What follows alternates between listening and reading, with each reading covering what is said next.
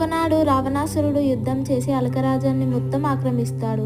అతడు పుష్పక విమానం మీదుగా కైలాస పర్వతం మీద ఎగరాలని అనుకొని ఎగరలేకపోతాడు.